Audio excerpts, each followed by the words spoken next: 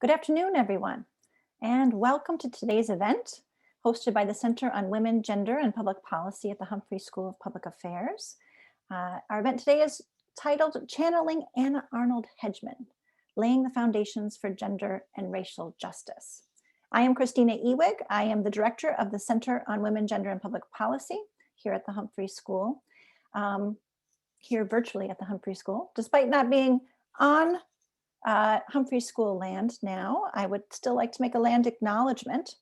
The University of Minnesota Twin Cities is located on Dakota land, seated in the treaties of 1837 and 1851.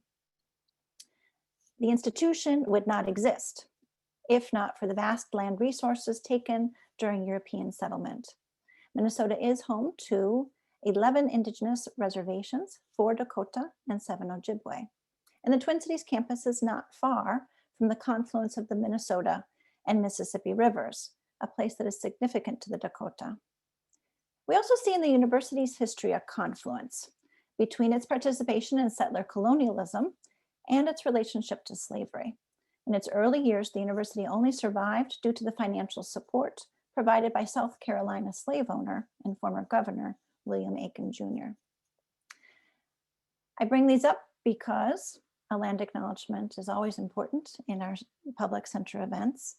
But during Black History Month, it's especially important to remember this troubled history and also use our platform that we have today as a university to educate and recognize the vital contributions of Black Americans to US society. So today's event focuses on the life and influence of Anna Arnold Hedgeman.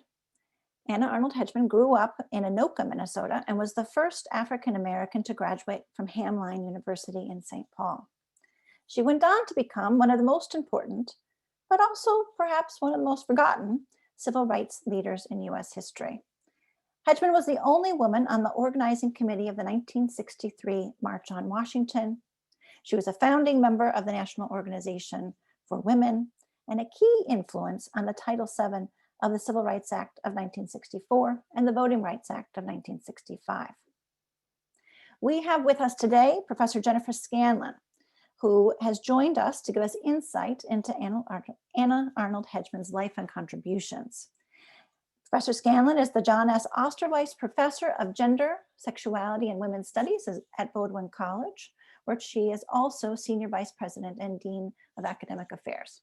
We're very happy she had time in her schedule to come and present to us.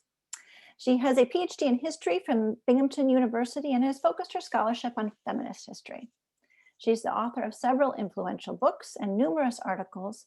And I'd say that one thread that ties these works together is how her scholarship highlights the complicated and multifaceted dimensions of women's lives in the 20th century United States. And in doing so, her scholarship offers us all a better understanding of the historical roots of the contradictions and constraints of today's society. We have asked Dr. Scanlon to join us today to speak about her latest book titled Until There Is Justice, The Life of Anna Arnold Hedgeman. The book beautifully takes the reader through the life of Hedgeman and the complications and challenges she faced as a Black woman activist and a person of faith. After Professor Scanlon's presentation about Anna Arnold Hedgeman's life, we'll turn to a broader conversation with 2 invited local African-American women leaders. We may be joined by a third who has had a family emergency, but I'm hoping will join us later. So I have for several years been considering hosting an event on Anna Arnold Hedgeman's life, but this year seemed like the right year to get around to doing so. Over the past year, Minnesota has had a historic reckoning with racial inequality. The murder of George Floyd at the hands of Minneapolis police has sparked anguish and also action. The actors engaged in our contemporary civil rights movement here in the Twin Cities and nationally are diverse in their approaches. Some are seeking radical action, others seeking change through institutional channels, and some are engaging in change led by their faith. So here at the center, we wanted to represent these different and at times contradictory approaches, which also were all facets of Hedgeman's activism at different times in her life. And we wanted to use a reflection on Anna Arnold Hedgeman's activist career as a way to better understand our current context and find productive ways forward. And we wanted to center Black women leaders some of whom are more focused on racial justice, others more on gender justice, two threads of activism that Hedgeman herself also sought together, and one focused on faith, which was very much part of her activism. We have invited Reverend Stacy L. Smith as one of our panelists. Reverend Smith has served as pastor at St. James AME Church in St. Paul since 2013, and she previously pastored at St. Mark African Methodist Episcopal Church in Duluth. In 2017, Reverend Smith was appointed presiding elder of the St. Paul and Minneapolis district of the Chicago Annual Conference, the first woman to be appointed to this role. We reached out to Reverend Smith because of her long-term community leadership related to civil rights issues and her current leadership as president of the board of the Minnesota Council of Churches, which in October launched a 10-year initiative focused on racial healing. Erin May Quaid also joins us. EMQ was a Minnesota state representative from 2017 to 2019 and a DFL candidate for lieutenant governor in 2018. In that race, she was the first LGBTQ candidate to be endorsed on the ticket of a major Minnesota political party. May Quaid got her start as a community organizer and now is advocacy director at the legal and advocacy organization Gender Justice. We also had planned to have the presence of Candace Montgomery, who has had today a family emergency. She said that if possible, she will jump on later. So let me just give some background in case she does arrive. Candace Montgomery is co-director of the Black Visions Collective. After graduating from the University of Massachusetts Amherst, Montgomery moved to Minneapolis to work with Take Action Minnesota and soon became engaged in the movement for Black Lives. Montgomery helped to found the Black Lives Matter Minneapolis chapter, and in 2017, she and her allies founded the Black Visions Collective in the spirit of building a sustainable, strategic, and visionary organization for Black, queer, and trans people. And Black Visions today is one of the key groups organizing for police abolition in Minneapolis. A few housekeeping notes. We will have the chat disabled, but please use the Q&A function to ask your questions of the speakers. And I will check the Q&A function throughout our conversation and be cognizant of entering them into our conversation as we move into the moderated conversation that will follow Professor Scanlon's presentation. So let me begin with Professor Scanlon. Can you provide us with an overview based on your research of Anna Arnold Hedgeman's life, how she managed these complexities of double jeopardy of being both African-American and a woman in her activism and career, and how she became such a remarkable bridge builder across races and also across radical and more conservative civil rights activists, and the role of religion in all of this work? I'll turn it over to you.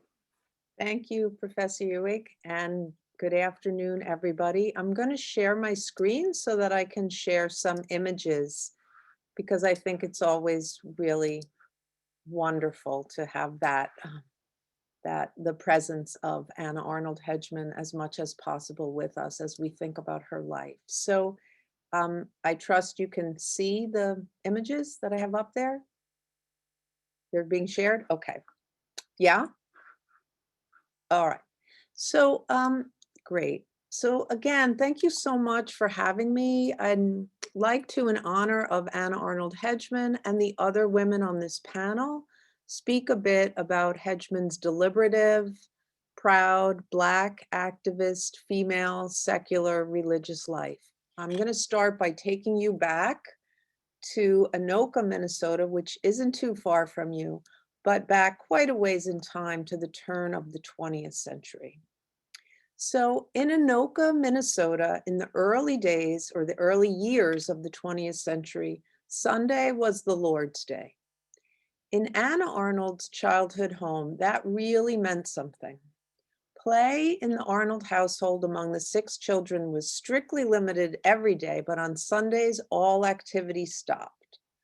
The family attended church as a family, but after church and for the rest of the day, the children could not read the Sunday comics, listen to music other than hymns, or engage in any active play in or outside the house.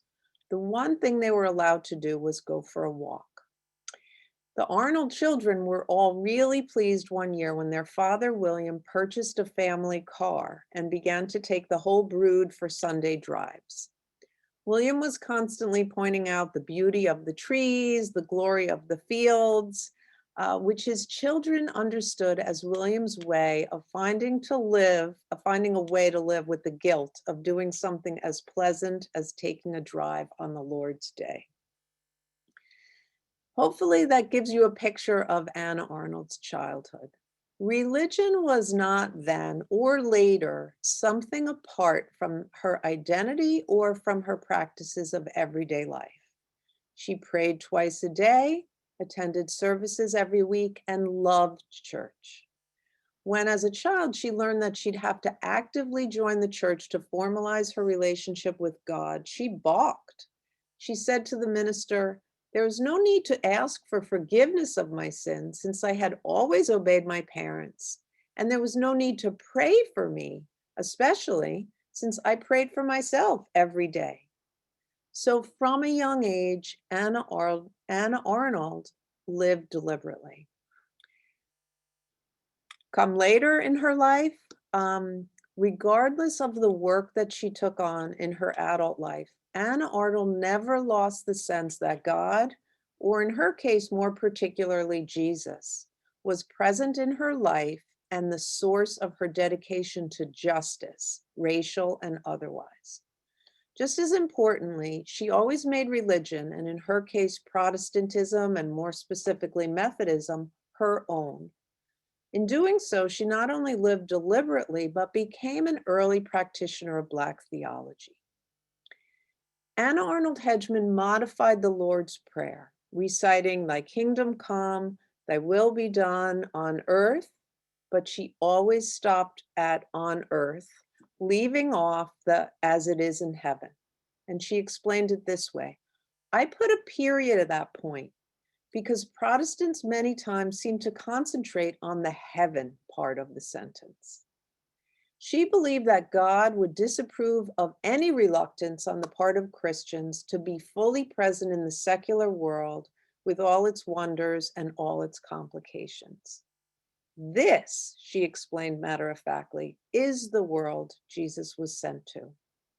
So in the brief time I have with you, I just want to describe a few examples of how Anna Arnold Hedgeman determined to share her world with Jesus and Jesus with her world, and how in doing so she lived not only deliberately but defiantly and in a proud Black and feminist religious context. So one tiny episode. What better employer for a Black, college-educated Christian woman in the 1920s than the YWCA, the Young Women's Christian Association?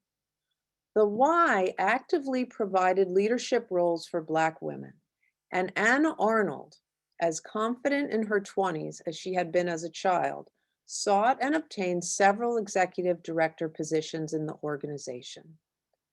But leadership without autonomy, she soon realized, was leadership compromised.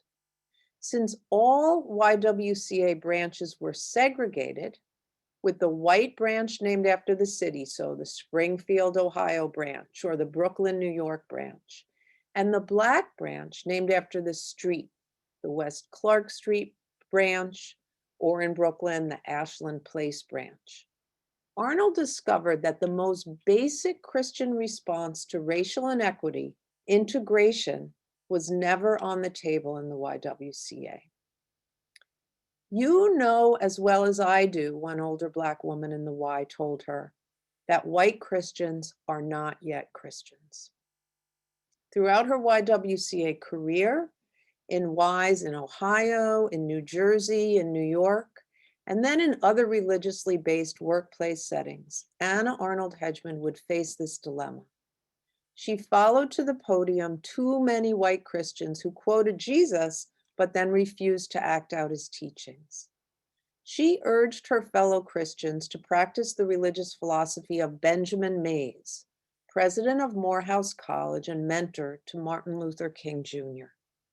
"God is the creator of all mankind, or he is the creator of no part of it," wrote Mays. "He's the father of all, or he's the father of none. If God cares for the greatest, he cares for the least, either all or none." And this was the practice that Anna Arnold Hedgeman would espouse for her entire life. So I'm going to skip many years and many episodes in Hedgeman's personal and professional life and take you to 1963, the United States commemorating the centennial of the Emancipation Proclamation.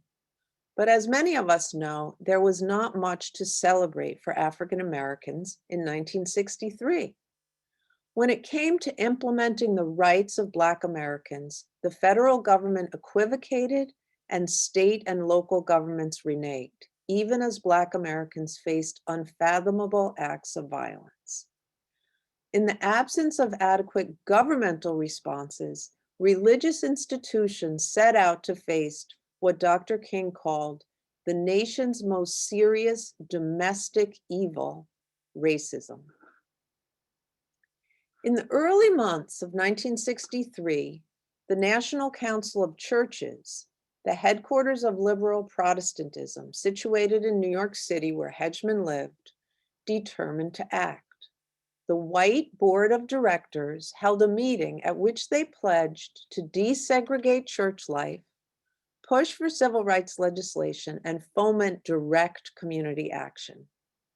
Words and declarations are no longer useful in this struggle, they declared, and they called on white Christians to finally stand up and share in the experiences Black Americans were subject to on the pathway to racial justice, including personal indignities, alienation, and actual physical suffering. So what happened?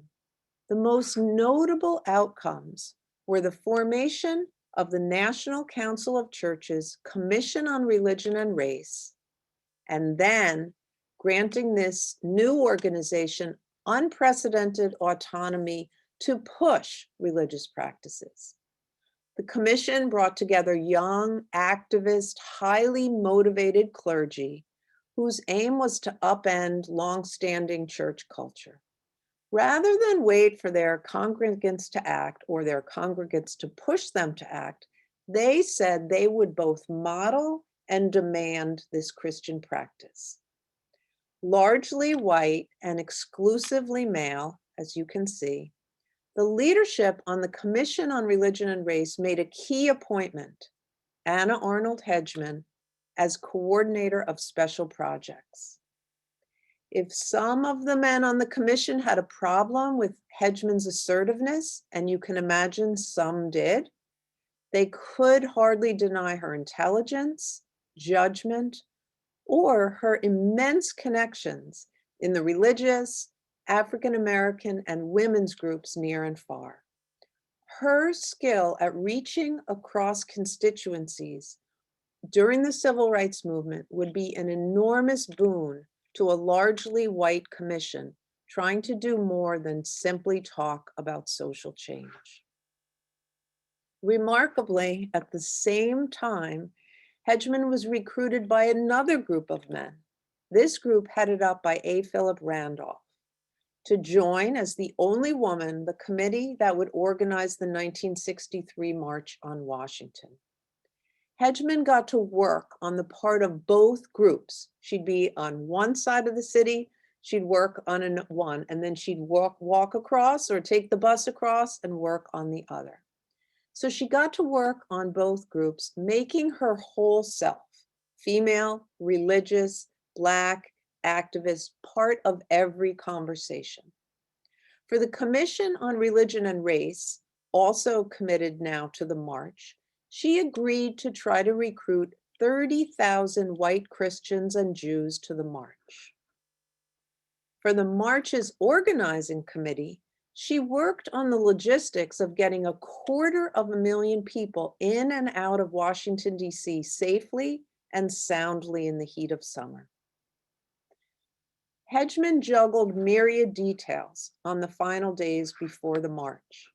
The organizing committee worked to clarify the demands of the marchers, to review communications intended for President Kennedy's administration, mobilize and finance participation of people from the South, finalize the program, and address health and sanitation issues for the march. Hedgeman herself used her connections in New York City government to have the day of the march declared a holiday for civil service workers in the city, and to allow for the hundreds of buses to sail right through the toll booths on their way out of town.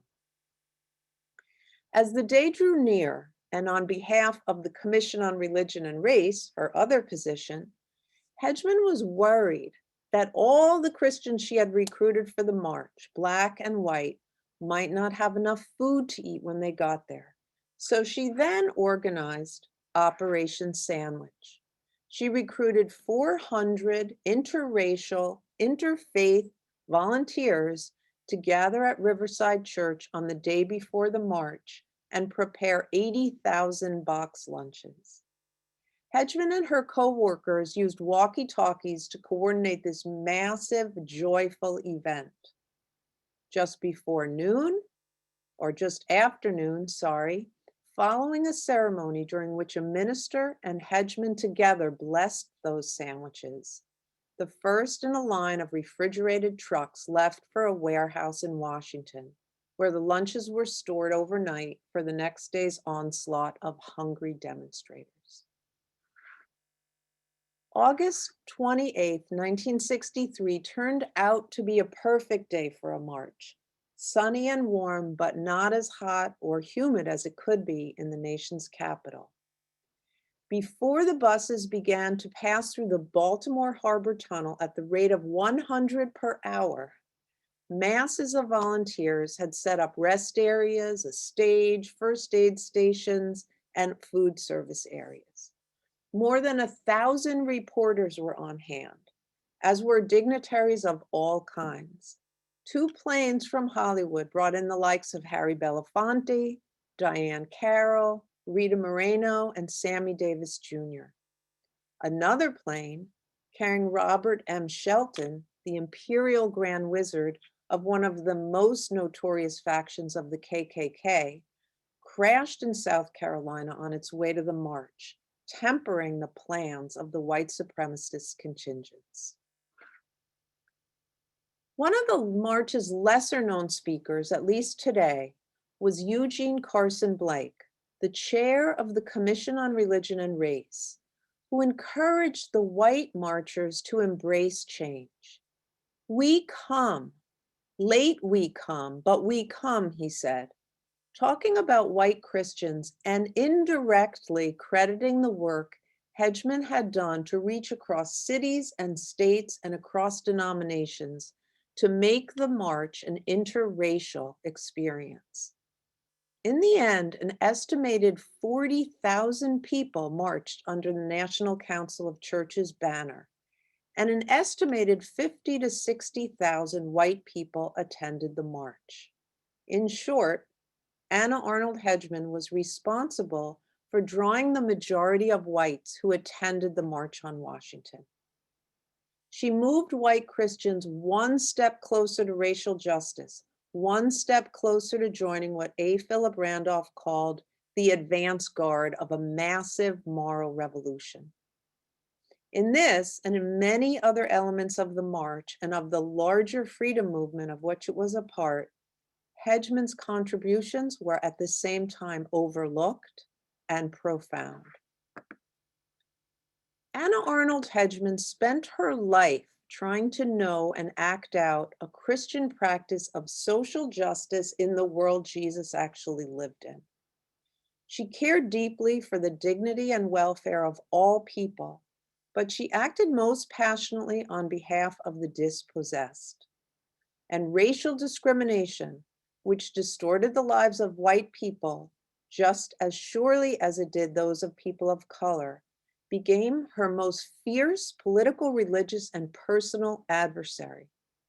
Hedgeman fought with every element of her identity as an African American, as a woman, as a faith-based activist, whether she was being sworn in as the first woman and first Black New Yorker to serve in a mayoral cabinet, or trying to convince male civil rights workers or leaders, that women should play more of a role in civil rights leadership, or founding the nation's most formative women's organization, the National Organization for Women. So I just want to say in conclusion that when we explore the history of the National Council of Churches, even the Commission on Religion and Race, we are likely to see white rather than black, male rather than female, and religious rather than secular leadership. When we explore the history of the 1963 March on Washington, we see intrepid men delivering moving speeches, and both Hedgeman and her critical work on behalf of racial justice before, during, and after the march are rendered invisible.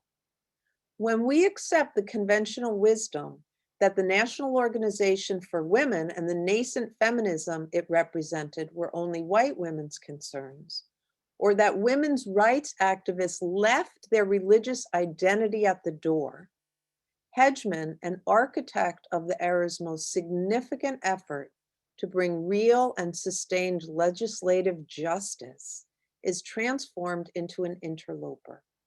I'm happy to be part of the process of changing that, and thank you. Thank you, Professor Scanlon. That was a wonderful overview, and I think we'll go into some further depth with our panelists and plunging in more into Anna Arnold Hedgeman's life. Both Reverend Smith and Erin May Quaid have read your book, and so I'm going to ask them to reflect a bit on specific parts of Anna Arnold Hedgeman's life that they have read about in relationship to the work that they are doing for social justice today in Minnesota and the Twin Cities. So I'd like to start with Reverend Smith.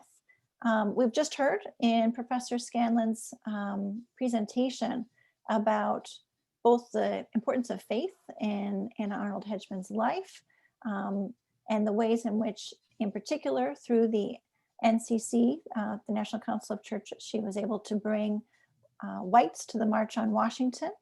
Another piece that Professor Scanlon didn't highlight, but resonated with me in terms of our own current context here in the Twin Cities, was that in 1964, just after the March on Washington, there was a police shooting in Harlem of a 15-year-old black boy that was followed by 6 subsequent days of insurrection. So it's very reminiscent of the experience we had here in the Twin Cities over the summer. And she then worked with the National Council of Churches to launch a program of racial reconciliation that is quite a bit, seems to me, parallel to the one that you are helping to lead now, Reverend Smith. So I wonder if you could tell us, first, can you offer us a reflection about how faith informs the anti-racist work that you are doing? And first, on that first part of the interracial coalition building, and if there are parallels you see between your work on that front, of which you did some following the protests that we had this summer, and the work of Anna Arnold Hedgeman. All right. Well, thank you. First of all, I wanted to thank the University of Minnesota and the School of the Humphrey Public Affairs for this invitation and for Dr. Scanlon's amazing book. And I would suggest anyone who to pick up a copy and to read it. It is a fabulous book concerning Anna Arnold Hedgeman. Well, you asked about, my reflection about faith and how it informs my anti-racism. And first of all, I have to believe that faith is the foundation of humanity. It teaches us to treat others as we wish to be treated. Faith informs our senses to always be aware of our surroundings, to see how we can help our fellow brothers and our fellow sisters on anything that they may be in need of, And so with that in mind, faith to me, with all of that in mind, faith reminds me that it's all about justice. And because faith is about justice, because we serve a just God. And we therefore must seek and strive to fight for others who can't always fight for themselves, even in the midst of fighting for ourselves in the midst of that.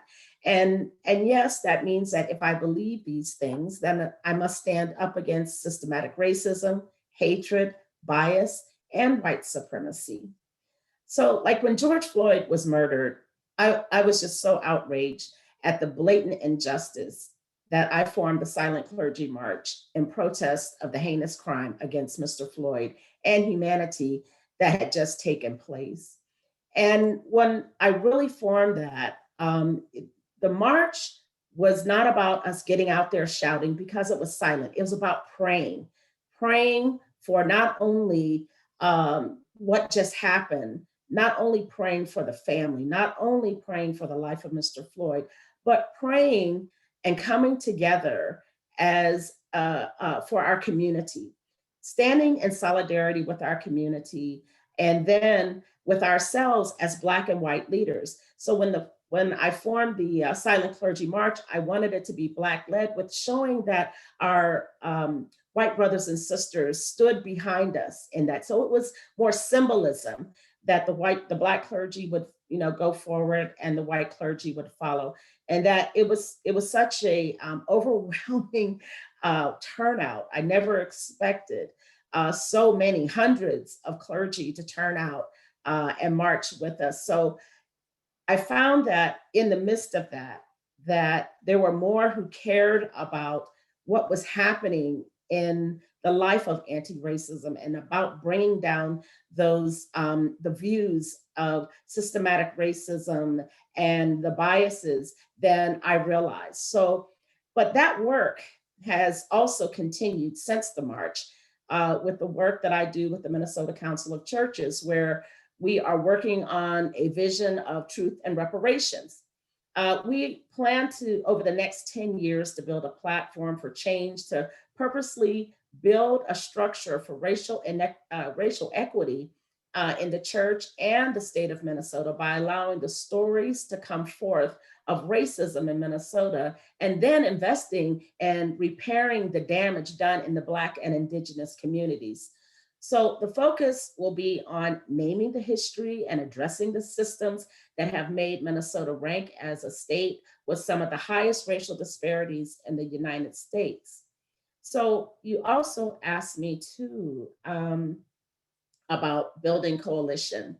And there are times when I look around and I don't really see some of the things that I would hope to see as far as building coalition, because you see in the news different churches and societies taking views of against anti-racism. But what I am hopeful for, and I have to share this, is that in the next coming weeks, we are coming up on the trial of George Floyd and Derek Chauvin, and so as that is happening, we are realizing that there needs to be prayer that's for our state, for our city. And so we are building a coalition once again of Black and white pastors from all across the state of Minnesota to come and to pray a day of prayer at the Government Center in Minneapolis on March 7th, where we will come once again to build a coalition to show that this is more about praying and believing in our faith and standing with our faith and allowing our faith to show and to show others that we serve a God of justice, and we serve a God that we believe can make change. And so we're praying and we're hoping that things will evolve beyond March 7th. And as we started with the march back in May of 2020, we are now here in March of 2021, and we're hoping that this will be a change that will go forward. So thank you for an opportunity to share. I'd like to add a follow-up, Reverend Smith, Sure. and ask you to talk a little bit more. So Anna Arnold Hedgeman, in her lifetime, she never wavered in her faith, but she still faced obstacles within her Methodist church in terms of many individuals that didn't recognize, right? White individuals that didn't recognize racism as a problem or as incongruent with their Christian faith. Can you talk a little bit about what kinds of challenges you face in bringing together the interracial coalitions that you have brought together and that you plan to bring together? Right, thank you. Wow, some of the challenges in that sometimes is that the leaders may be willing, but maybe their congregations aren't, or vice versa. And so, once again, trying to be a bridge and helping people to understand and to realize that this is for the greater good of all people, for humanity. This is about us pushing forward, about making a difference in the world. So I think, you know, some of the obstacles and things that we can still find at times, and even in 2021, we find color as a barrier. We find that gender is a barrier. As a woman, sometimes leading, I am not usually the face of leadership, you know, especially coming from the church and especially in the hindsight of civil rights. I'm a woman. And so therefore they're, you know, they're not looking to find a woman in that place or to step up. But I have found that in the recent years and that I've been pastoring and being a presiding elder is that I've found solidarity and a lot with my brothers, and that we are coming together to really make a difference. And they're not seeing gender so much as more as, do you love what I love? Can we get together and can we do something and make it work? And so I'm excited about the changes that I'm beginning to see and I'm totally embracing everything that we can do to move forward. Thank you.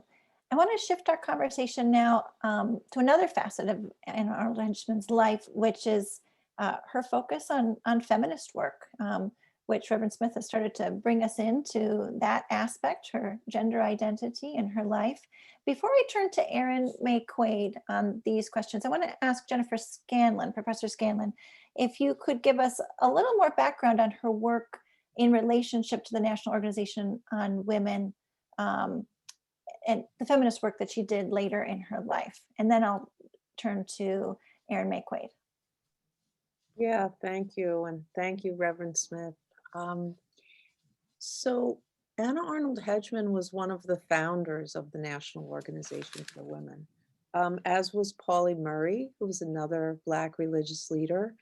And there was a Catholic sister, a nun, who was one of the founding members. There was this sense, there were other women of color.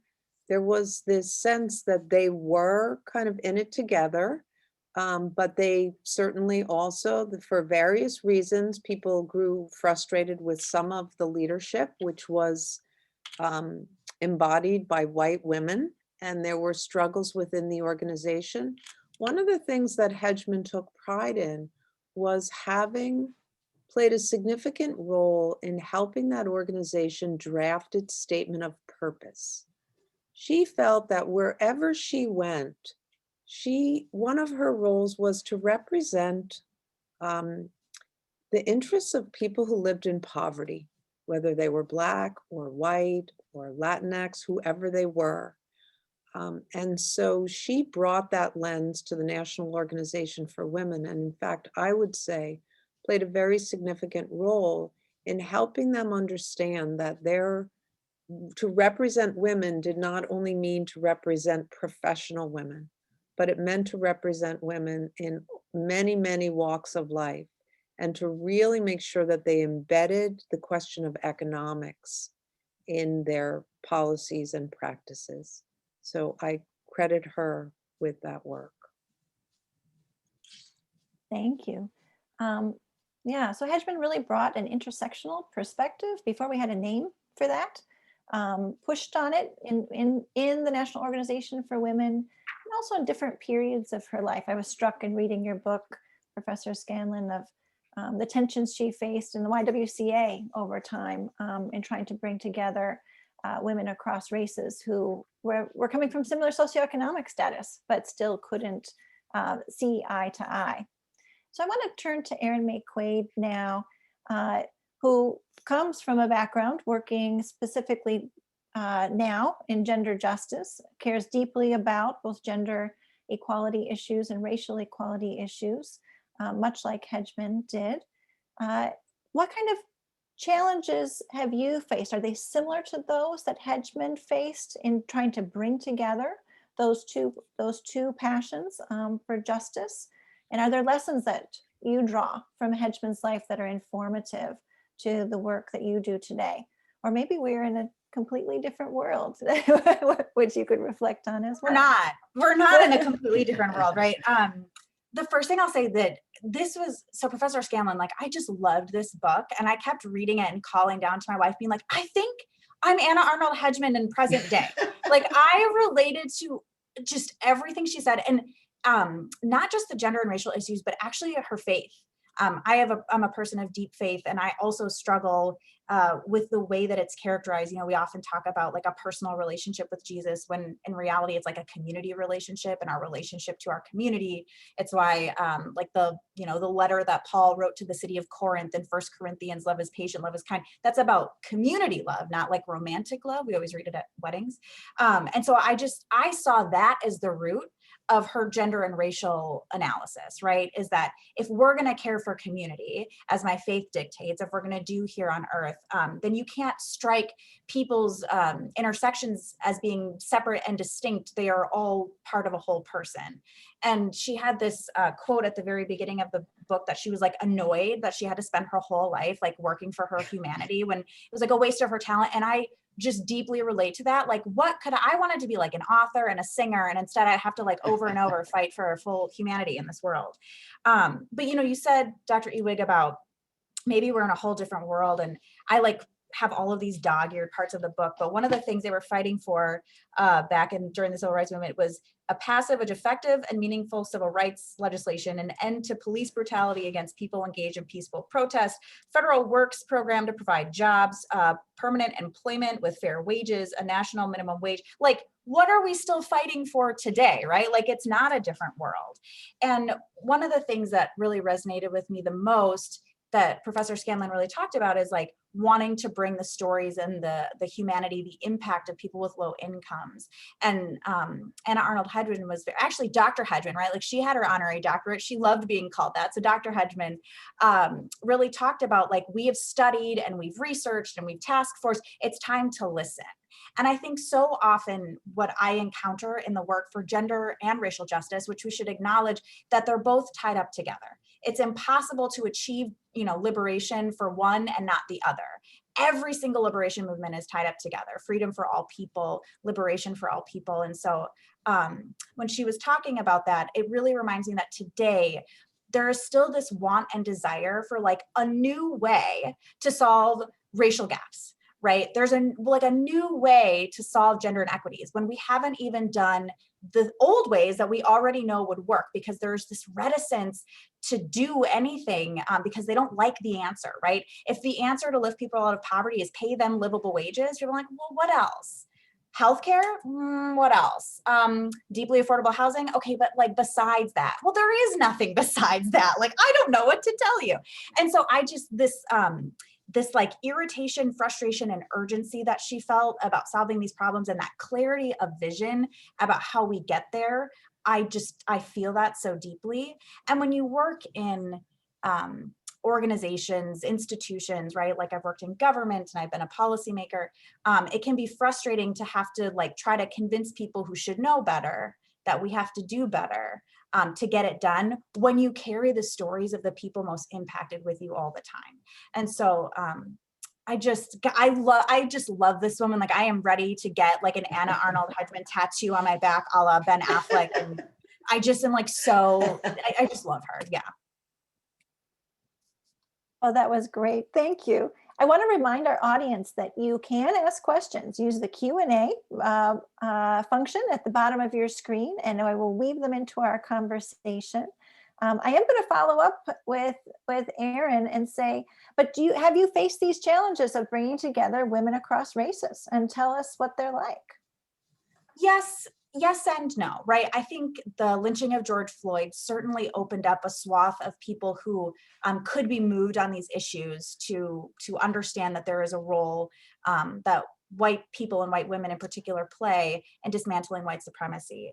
I do think that one of the like nuts to crack is like this white supremacy Christian nationalism, right? And so there is like a deep role for Christianity to play in that work.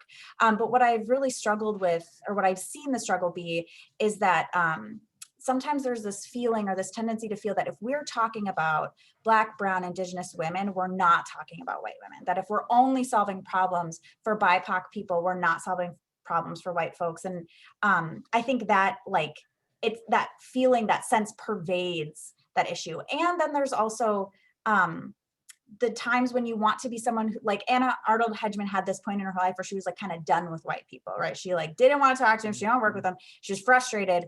And I think there can be this sense sometimes it's like, okay, do I have to explain to someone that I'm working with for liberation, like why this is problematic, or can we just work together to get this done? And I think that there can be that exhaustion sometimes of trying to like, which person should I be helping now? The person that's fighting alongside me, or the people that we're fighting to move along with us? So it's it can be kind of a both and scenario. And I did see that reflected through her life and kind of her evolution on that. So I'm going to shift to a question and pose it to both of you. It was a question I had intended to give to Candace. But I think that each of you could speak to it as well, because part of our reasons for inviting the three of you, though Candace couldn't make it today, is due to your different positionalities that reflect parts of Anna Arnold Hedgeman's life, and the work that Candace is doing with Black Visions, or that the Black Visions Collective itself is doing, lies more on the radical end of civil rights activism that we currently have, at least in the Twin Cities area. And Anna Arnold Hedgeman was a real bridge builder when it came to bridging different parts of the civil rights movement in her time. And actually, maybe I could, instead of me giving that background, maybe I could stop and ask Professor Scanlon if you could give us a little background of that bridge building. I have in mind specifically how she was able to bridge between labor leaders and some of the traditional, some of the leaders of the March on Washington and Malcolm X coming from the Black Power movement. And then I'm going to ask the two of you to reflect a little bit on that bridge building. So I wish I had this photo handy to share with you all, but it's a photo, it's a labor organization meeting out on the street in Harlem. And you see Malcolm X and you see A. Philip Randolph, right? So you have an activist leader, you have a labor leader, and then next to them is Anna Arnold Hedgeman. And she really overlapped so many of the communities. That photograph has been reproduced many times with Hedgeman cut off. Because for one thing, many people didn't know who she was and wanted a picture that featured Malcolm X and A. Philip Randolph, right? That showed these pieces of a movement. And by cutting her off, though, that just tells you so much about the ways in which that intersectionality was present. And as you said, Professor Ewing, she knew it. She didn't use exactly that terminology, but from her early days working in the YWCA, she understood intersectionality of economic class, race, and gender, and she fought really hard for women workers. Later on in her life, she exercised this same kind of intersectionality. But, you know, for so long, there just wasn't a space to put all those things together. I have to say, where there was space was generally in women's labor organizations, and more particularly among Black labor feminists, is where the notion of intersectionality without the title really, really became apparent and was called on. And it makes sense why, right? You can imagine why. But she certainly tried to insert, as I was saying, her multiple identities and the multiple identities of her constituents everywhere she went. And sometimes it was more welcome and other times less so. Thank you. So let me now turn to Reverend Smith and Erin May Quaid to talk about that bridge building. I think we heard about the bridge building across races and communities of faith. But these other kinds of bridge building that she did. And I think especially there are tensions in our current context between those that are seeking more institutional routes to change on questions of civil rights here in the Twin Cities, and those that are seeking more radical routes to change. And how do we bring those together? How can we apply some of the lessons, perhaps, are there lessons to be applied from Anna Arnold Hedgeman to our own context between those, in relationship to those tensions? I mean, I'll start. I mean, the thing that really comes to mind there is there's an Angela Davis quote that is radical simply means grasping things at the root. And it really seems like Anna Arnold Hedgeman understood that, you know, the meaning of whatever that quote ended up being, and that she didn't see just one way, right? Like if we're going to grasp it at the root and we're going to understand where systems of oppression like start, certainly policy and institutions a great place to start, but it does require inside outside. And so it really seemed like she understood that and was willing to do each part because the whole, you know, it all mattered, right? It all mattered to getting it done. And so she didn't seem to have a preference for one or the other. And that lent credibility, I believe, to people who were inside or outside, because she was willing to do both, because it seemed like she was just like, whatever I can do to get it done. And if I'm not getting it done at this place, then I'll go do it over here. It really seemed like what she did. And for me, and as I look at that, you know, I really see myself in Anna Arnold Hedgeman, because, you know, as a pastor, as, you know, you're always, your hands are in everything, you know, from healthcare to, you know, rights for others to welfare to all types of places. And so we're always fighting one place or the other place, or looking out for our congregation, and we're looking out for our community. And so we don't really have the choice of saying, you know, I'm just going to stay in one lane. So we're all over the place, and it takes that. And I love how she built those bridges. She was a networking phenomenon. I mean, she knew people everywhere, and that's what it really takes. And I often think of her today as we are fighting this battle with getting vaccinations. I think, you know, she would have got this thing done hands down. You know, she would have had it all organized. She would have had things done. And not only that, but she would have definitely taken care of the areas that have been struggling and that are less fortunate, or that have been in the margins. And that was her fight, always looking for those on the margin. And that's where we need to focus today. It's like, hey, we need to make sure that not only are we taking care of this group, but we're making sure that we're taking care of this group as well. So I really see her as just this amazing woman of phenomenal gifts and talents. That was, I mean, she was just way ahead of her time. Just so way ahead of her time. And I wish she was living now, because I think we would see things differently, and she would help us elevate the concerns of the day in a whole new light. Yeah. And I think too, it's important to like acknowledge, I am a light-skinned Black woman, and she was too, right? And her proximity to whiteness helped place her in some of these positions of power, you know, even attending university at Hamlin and some of the jobs that she had. So I think that also played a role in being able to be a bridge builder, is because she was allowed into spaces where other Black women weren't allowed into because of privilege and because of proximity to whiteness. And I think that is also worth naming, and that she used that, right? Like she really used light skin privilege to open the door and advance things for Black women and Black people at large. So I want to ask the two of you about your reflections on being women engaged in social justice movements. When we reflect on Anna Arnold Hedgeman's life, and I mean, just the fact that she was the only woman on the organizing committee for the 1963 March on Washington. No women spoke at that march, even though she pushed to have women speak.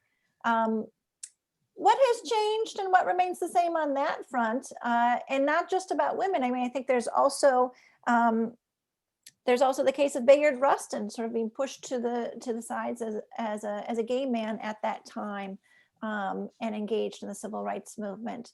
How do we see the place of women, but also LGBTQ individuals in our current civil rights context in terms of access to leadership and voice? How much has changed? How much is the same?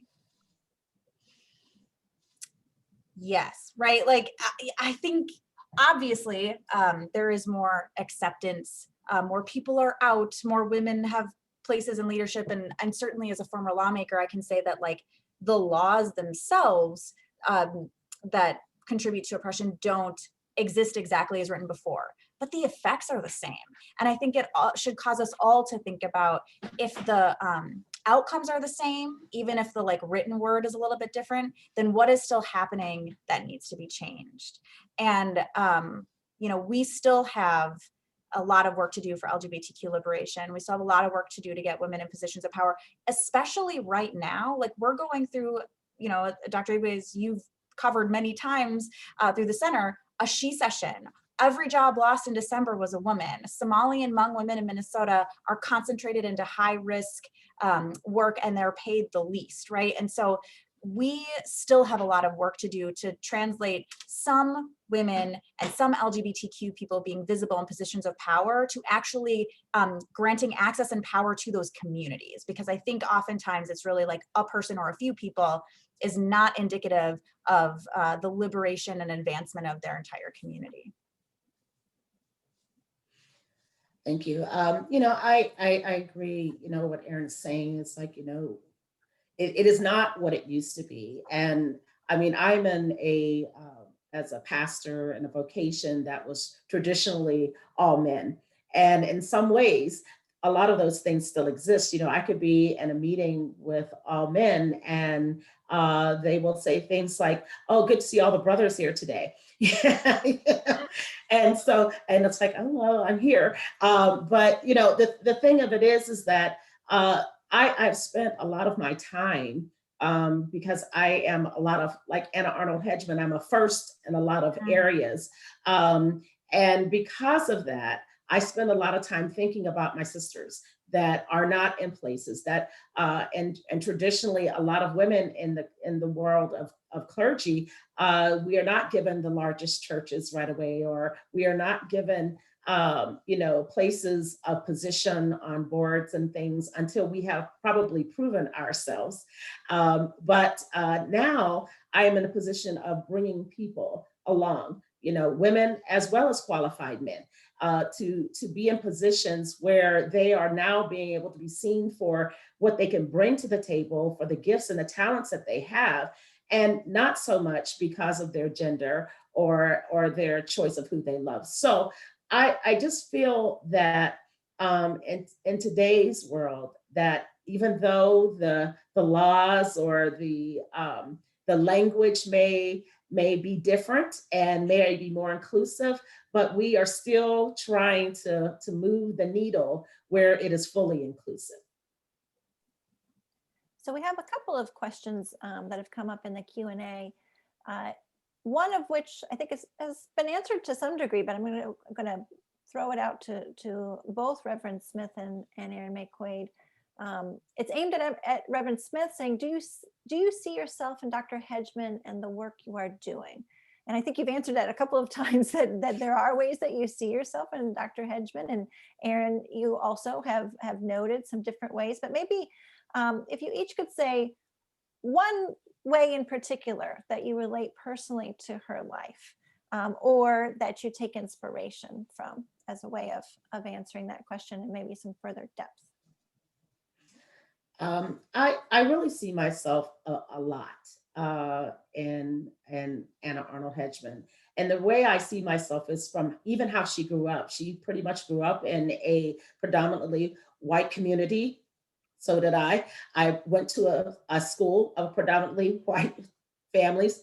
So did I. You know, so I see all of that, and really having to switch between communities, and I saw her struggle and all of those things, but I also saw her resilience in all of this, and I see myself that same way, is that no matter what, you know, you might get knocked down, but okay, you're going to get back up. You're going to try it again tomorrow.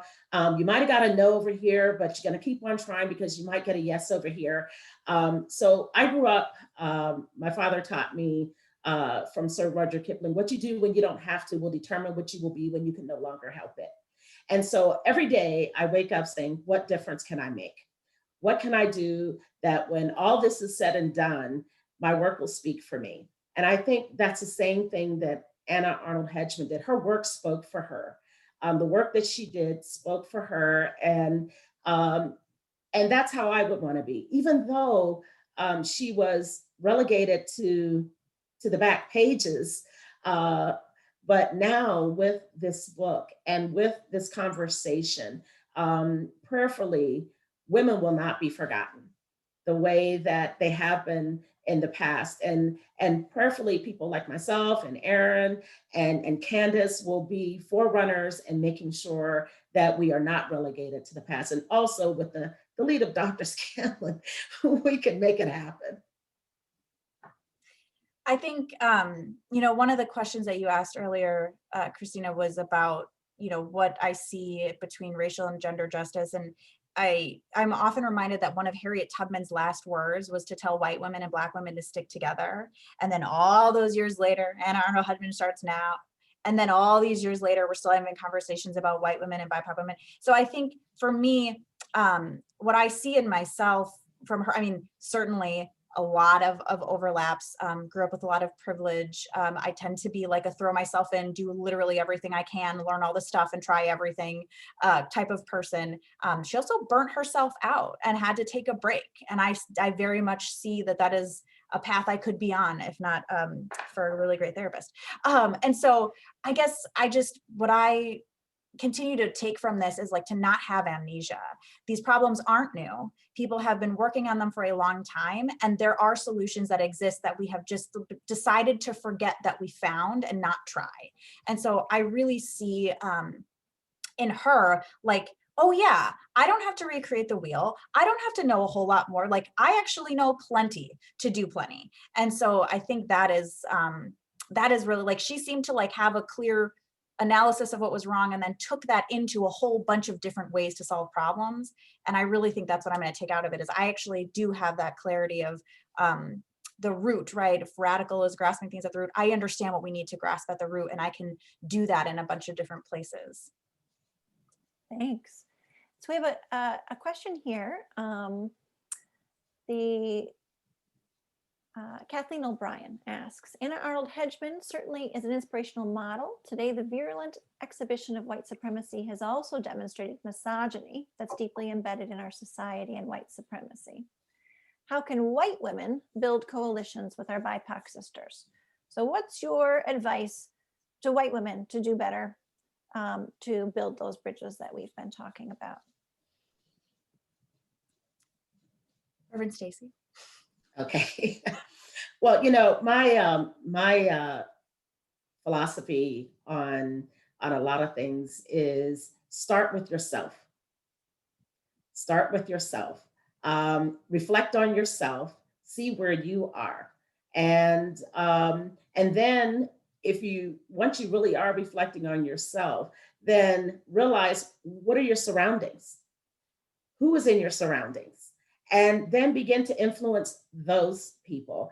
People always ask, how can they get involved? How can they do certain things?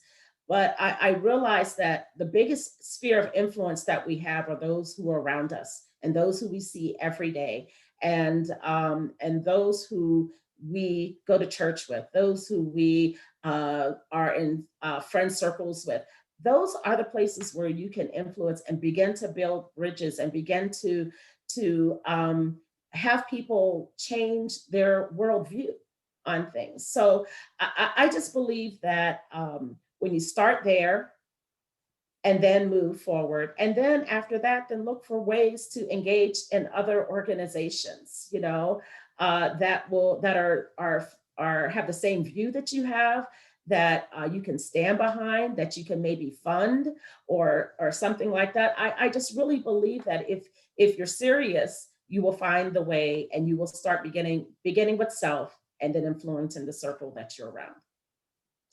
That's great. And like this is a yes and, because everything that you said, Reverend Stacey, is exactly right. And I would frame this question instead of building coalitions. And it's not that we don't need coalitions, but build solidarity with, right? Like Reverend Stacey said, often we want to skip the people we know and go to the people we don't know. You got to start with the people you know. In your own life, like, are you reading Black authors? Are you watching Black TV? Are you like immersing yourself in Black art? Are you learning all the ways in which white supremacy shows up in your own life to interrupt that constantly, and then interrupting that in your own circle? If you have children, like, pass this along to them, because one of the best ways that we can start dismantling white supremacy is not having children uphold it in the first place. And it's often done in their name, right? And white women are often used as the reason why we have to uphold white supremacy all the time, right? Safety for women, and what will we do if, you know, blah, blah, blah, blah. So that's the first piece. And then the second piece, like Reverend Stacey said, like, after you've done that within your own self, within your own lives, then you can go out into the world and do those organizations building and volunteering and that kind of stuff. But getting your own analysis of white supremacy, like, divest yourself fully from the pyramid scheme that is white supremacy, which it is a pyramid scheme and we're all being harmed by it.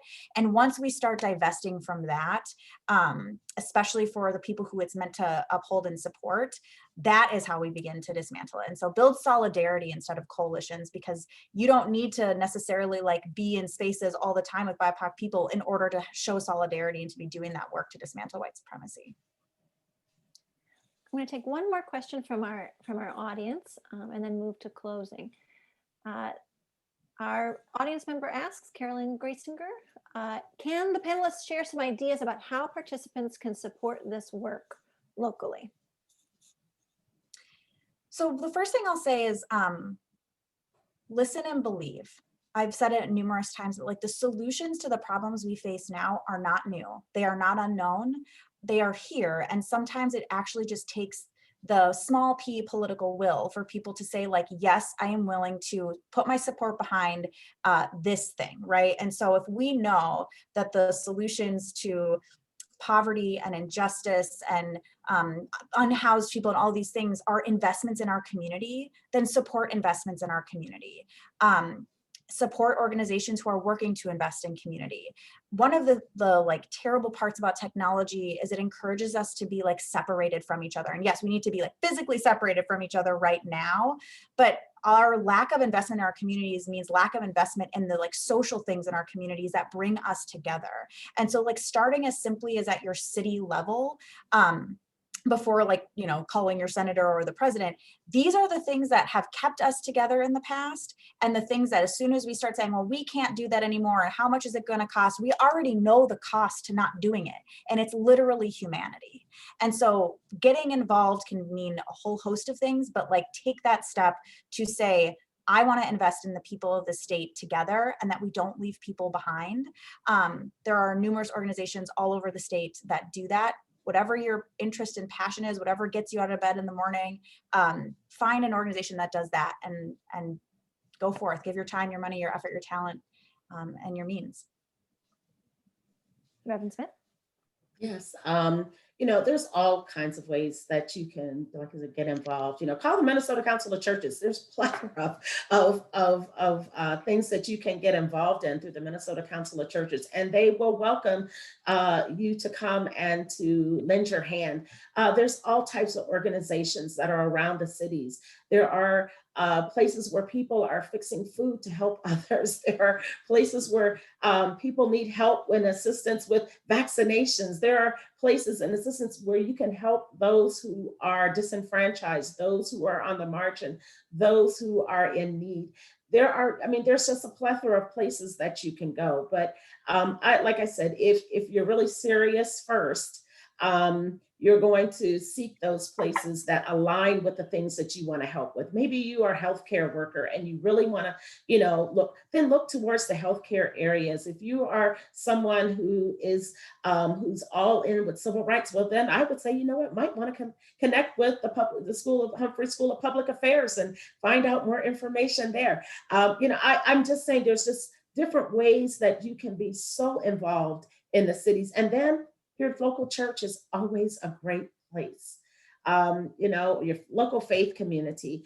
There's always a great place because there's always something going on in a mosque, in a church, in a synagogue. There's always something going on that they could use someone's help for. So those are the things that I would say and suggest for those who are looking. And I'll make a plug for Candace too, the Movement for Black Lives. They have a platform, get behind it and support it. Gender Justice also does too, genderjustice.us.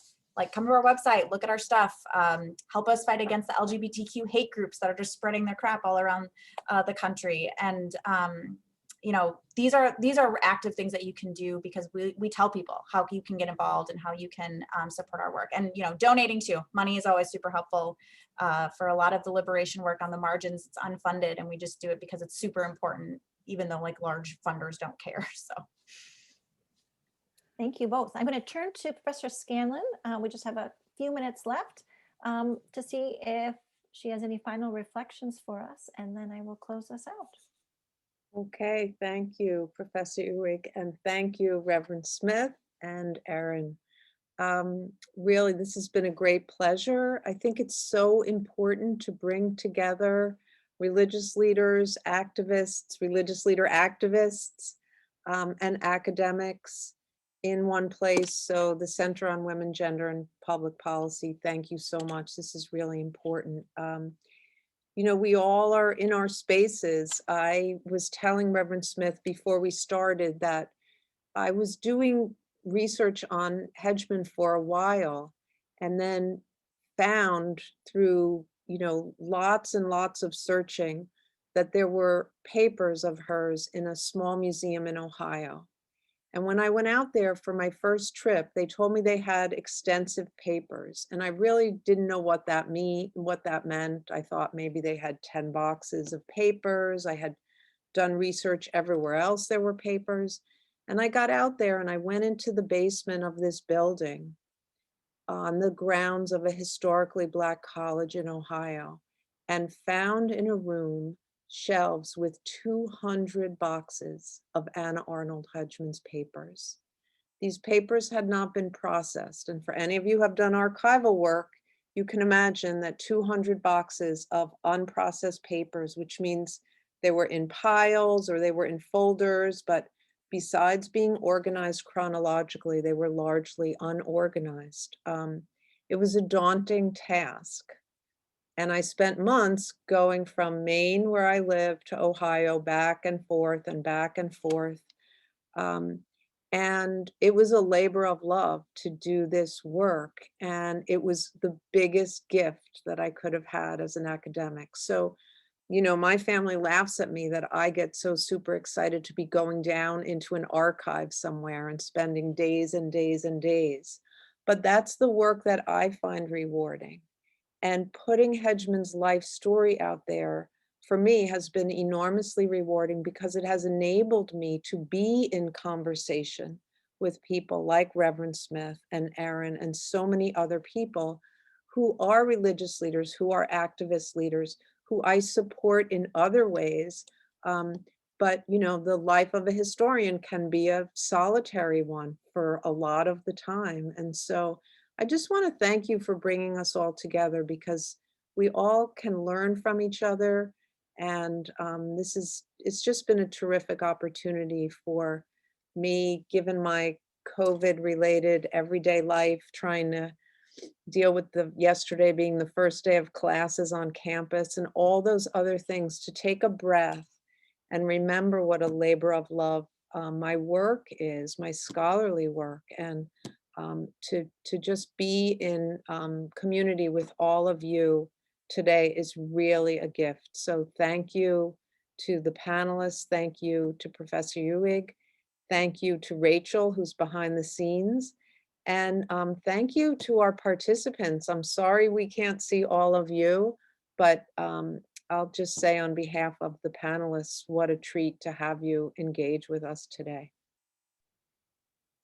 And from the center, we thank you, Professor Scanlon. You can tell that the panelists and I have thoroughly enjoyed your book. It was just a beautiful read. I felt like I was reading fiction and was inside the head of Anna Arnold Hedgeman. It was really, really, really nice book, and I recommend it to everybody. And just as Professor Scanlon said, I too have really benefited from this conversation, and I think our audience has. So I'd like to thank Reverend Stacy Smith and Erin May Quaid for joining us today as well. I also want to extend thanks to the Race, Indigeneity, Gender, and Sexuality Studies Initiative that co-sponsored this event. The event is being recorded, and you will be able to access it later on the Center on Women, Gender, and Public Policy website. Thanks, everyone, and have a great rest of your day.